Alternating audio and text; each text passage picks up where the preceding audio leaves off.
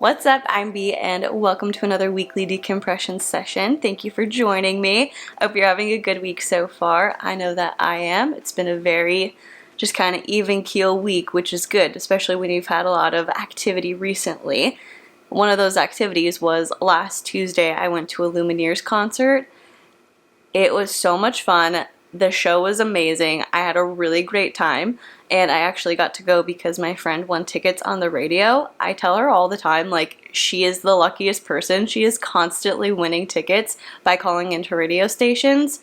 She just has a knack for it, and sometimes she can't go or she's not interested in the band or the show that she won tickets to see, so she will sell the tickets or give them away, and she gave them to me, which I am very appreciative of because it was an amazing time. But it was on a Tuesday, and so I was kind of hesitant to go because I don't necessarily love being out late a night before I have work the next day. You know what I mean? I don't know if you're like that, but I just feel like I need to be very prepared. I need to be at home. I need to be in bed at a certain time. Like, that's just how I am because I feel like when I'm on more of a schedule, I'm more productive. My brain just functions a little bit better. So I was thinking about it. I'm like, it's a Tuesday. Do I really want to go? Because I don't want to call out of work the next day. I don't want to like take a PTO day. The show starts at 7. I can probably make it. And I was talking to one of my coworkers about it, and she was like, just go. It'll be a fun time. Like, why would you miss out on that? So I thought, you're right. Let me go to this concert. The funny part to me was it was at Westgate, and if you don't live in Arizona, Westgate is kind of like a hub for activity. They have the arena, which used to be where the Coyotes played, the hockey team, and they do a bunch of concerts, and then on the outside of it, there are just a bunch of like bars, restaurants, places to eat, get donuts, stuff like that. And then there's like outdoor places that you can kind of hang out. In the winter, they do an ice skating rink there. And so obviously there's a lot of things that go on at Westgate. It's also right by Cardinal Stadium where the football team plays.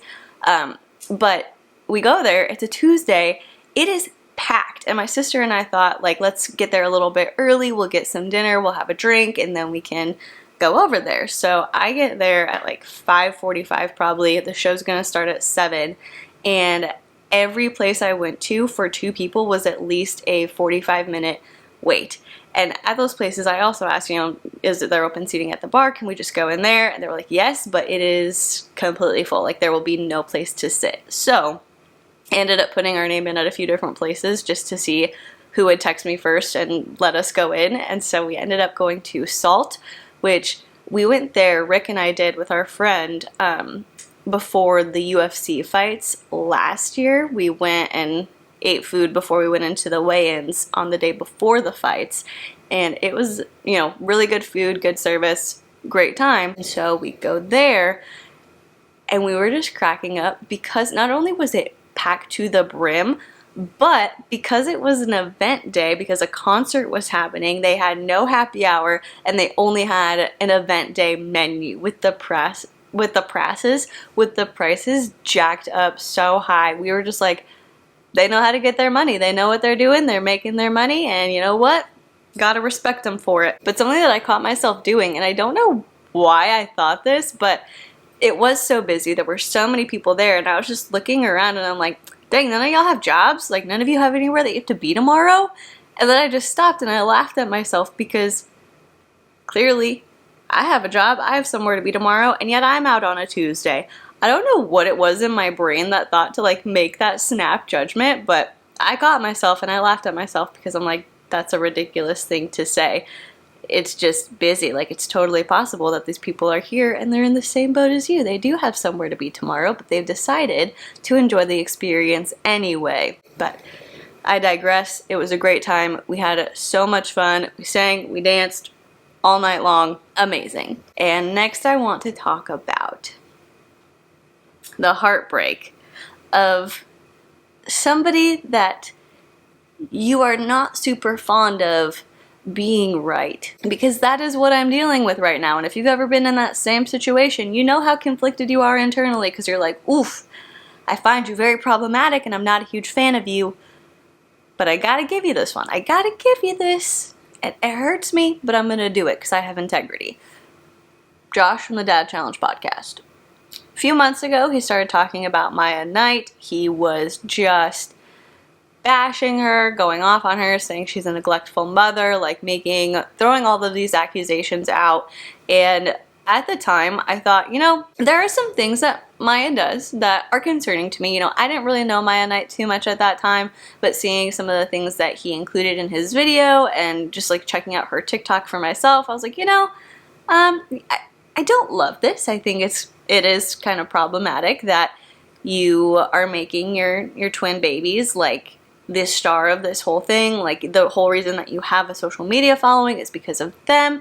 Feels a little bit exploitative. But at the time, I was willing to give a little bit more leeway to Maya. The way that Josh made the video, it was just very harsh, and you could tell that there were certain things he said that to me indicated he had not done a ton of research on Maya, just certain things that he misspoke about or just wasn't aware of. And we've gone over this before with my opinion with Josh.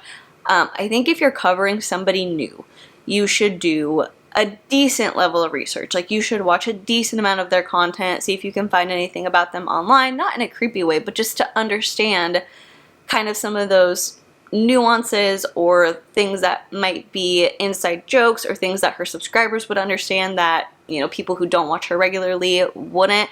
And Josh doesn't do that. Josh says like, we're doing this in real time. I'm learning about her in real time with you, and you guys can fill me in the comment section. And that's just a difference in approach between Josh and myself. I mean, everyone's entitled to do things their own way, but in watching that video about Maya, I was like, it doesn't seem like he's done that research. It seems like he's just kind of making snap judgments. So I saw that, and then I watched a few people's kind of rebuttals to Josh, and I'm like, okay, fair points on both sides. Totally get it. But Josh clearly did not like her, said she was a neglectful mother, said that she was drinking too much, all of this stuff. And at the time, again, I was like, well, she's a single mom. It's gotta be stressful. She likes to have a good time. She has a White Claw or two. Who really cares? Nothing at that time was shooting off major red flags. However, things have just kind of gotten out of control from there. And I have to admit, like, a lot of Josh's concerns were valid. So I will give that to him. Maya has been deleting a bunch of videos off of her TikTok, like a bunch of them, and I think it's because people are noticing some of the small things within those TikToks that are indicative of a larger issue. And two incidents that really, really bothered me, well, three, I guess. The first one is Maya showing herself working in an office with the door open and the kids in the car. Like, they're in the car, they're strapped in, the AC is on, allegedly, but she's literally letting her kids sit in the car for only 30 minutes, as she put it, while she did her work. Why? Why would you do that? I'm not a mom, but as somebody who did kinship foster care, I can understand the thought of thinking like, man, I wish I could just have the kids in one spot for 30 minutes so I could get this done, so I could get this thing that I need to do done. However, whenever I had that thought, I would put, Monks was older, he was pretty self-sufficient, like you could say like, oh, can you please go play in your room, or, stay sitting on the couch and watch the movie, whatever. He was able to understand that concept, but Beans was young. She was a little baby. She was a toddler. She did not understand that concept. And so for me, what I would try to do is put her in a pack and play, somewhere she could see me with stuff that she could play with. And did it always work? No. But babies and children are humans, and humans have their own desires, and I think it's healthy for them to want to explore and want to be around you and to do different things. And yes, I understand being frustrated that they're not doing what you want them to do and just like staying in that one spot, but you can't like get mad at the kid for doing what kids do. And so for me, I'm like, I get wanting to contain them in one area so you can do your work. Never in my life would I have thought to leave children in a car for 30 minutes. And Maya says 30 minutes. I can only imagine that she's like saying more on the conservative end than what it actually is, because I think she kind of knows that what she's doing is wrong, and so she doesn't want to be judged too hard for it, like too harshly for it, so she's gonna say it's just like 30 minutes. It could be a lot longer. I wouldn't be surprised if it was a lot longer. But to leave your children in a car for 30 minutes while you do your work. I'm no child psychologist, but I feel like that's not healthy for children, right? I feel like there are negative implications in doing that to your kids. And it doesn't stop there, because Maya also did a video showing her leaving her kids in the car while she was at the beach and going for a swim.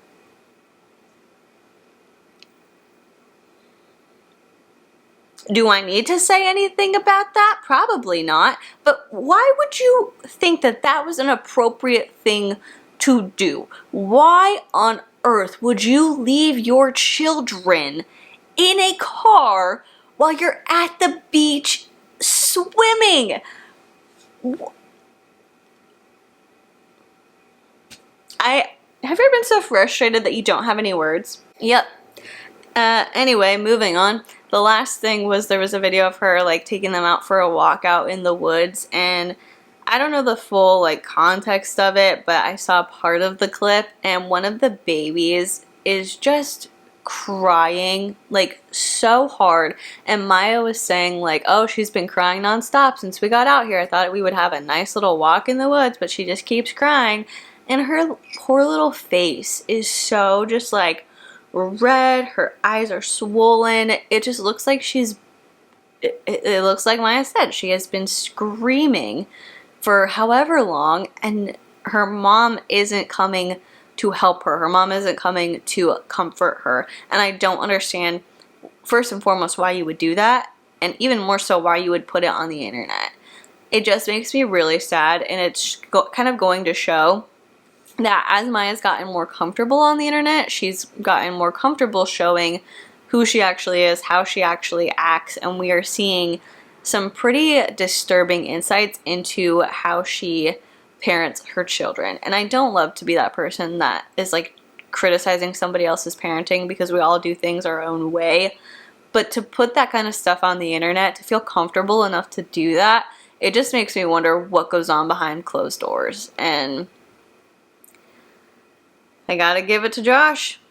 Some of his feelings were right. Some of his predictions and his accusations have come to fruition, so I gotta give it to him. Moving on, the last thing I want to do is talk about seasonal flavors, and I have a question for you. Are you somebody who is like, I love it, give me the pumpkin spice, the peppermint mocha, I want a caramel brulee latte in the middle of May?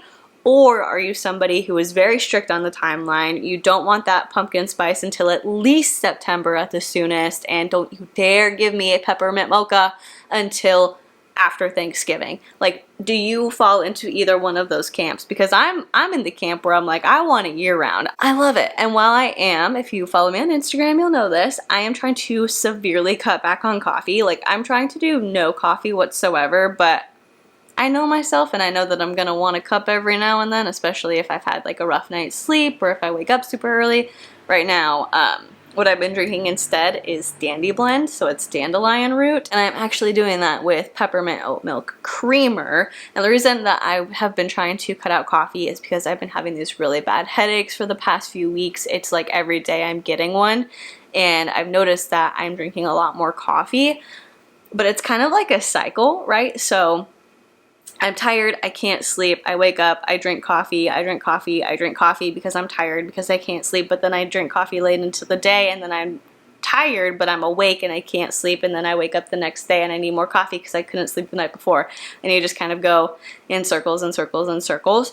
And because of the headaches, I'm like, okay, I need to do something about this. So I figured it was probably an excessive amount of caffeine that was causing these headaches. So I've been trying to cut the coffee, which of course you go from having a ton of caffeine to not having very much caffeine at all, and you get the headaches. So it's hard to tell if the caffeine is what's causing the headaches, but it's been over a week, and so I think we're kind of like we've passed like ships in the night, and my headaches are not as bad as they used to be, so that's good. Anyway, despite the fact that I'm trying to not drink coffee, I know that I will have an occasional cup every now and then. And so I've already bought pumpkin spice, the Starbucks pumpkin spice coffee. On August 1st, I was at the store, I was getting stuff for the house, and I'm like, I just gotta have it. I gotta have that back. So I'm somebody, I don't think it's ever too early or too late for a seasonal beverage or for like decorations to come out. I love seeing fall decorations in the store already. That's just me, but I want to know what you think. Do you need it to be on that timeline? Does it make it more special for you? Or do you just love to have it year round? Because I feel like those are two very divisive camps to be in. You're not in the middle on either one of those things. You're very much one or the other, and I would love to know which side you are on. Let me know down in the comments below, and while you're doing that, if you would consider liking this video or subscribing to my channel, that would be incredible. And if you're subscribed already, thank you so much. I am so appreciative of you, and I love being able to just sit here, hang out with you, and talk about whatever. Thank you so much for watching. Please be kind to people, and I will see you in the next one. Bye.